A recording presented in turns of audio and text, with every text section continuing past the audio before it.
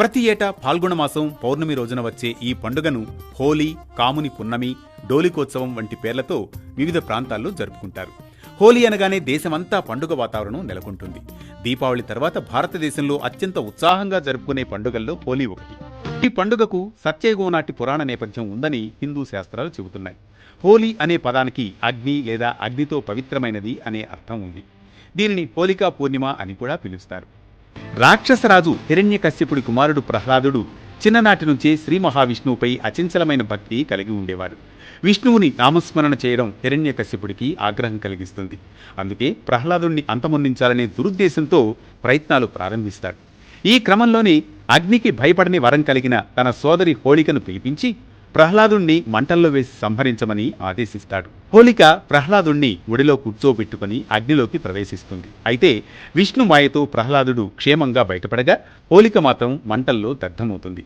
హోళిక దహనం జరిగిన ఈ రోజునే హోలీగా పిలుస్తారనే నమ్మకం ఉంది. అందుకే ఇప్పటికీ కొన్ని ప్రాంతాల్లో హోలీకి ముందు రాత్రి హోళికా దహనం నిర్వహిస్తారు. తదుపరి చెడుపై మంచి సాధించిన విజయానికి చిహ్నంగా ఆనందంగా రంగులు చల్లుకుంటారు ఒకరిపై ఒకరు ప్రేమగా.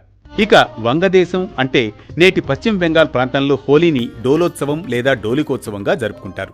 ఈ రోజున శ్రీకృష్ణుడు బృందావనంలో గోపికలతో కలిసి పువ్వులు, రంగులతో ఆనందంగా వేడుకలు నిర్వహించినట్లు విశ్వాసం. రంగులు, పుష్పాలు చల్లుకోవడం ద్వారా ప్రేమ, ఐశ్వర్యం, శుభ సౌభాగ్యాలు వికసిస్తాయని భక్తుల నమ్మకం. డోలిక అంటే ఉయ్యాల అని అర్థం. అలనాడు ద్వాపరయుగంలో బాలకృష్ణుణ్ణి ఉయ్యాలలో వేసిన రోజు ఈ పాల్గొన మాస పూర్ణిమ నాడేనని పురాణ కథనం.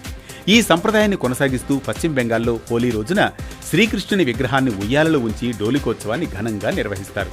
అలాగే హోలీ రోజున శ్రీకృష్ణుడు రాధను ఊయలలో కూర్చోబెట్టి రంగులు పులిమినట్లు కూడా కథ ఒకటి ప్రసిద్ధి. ఈ విశ్వాసాలే హోలీకి ప్రత్యేకమైన ఆధ్యాత్మిక, సాంస్కృతిక వైభవాన్ని అందిస్తున్నాయి. ఇదే హోలీకున్న పురాణ నేపథ్యం.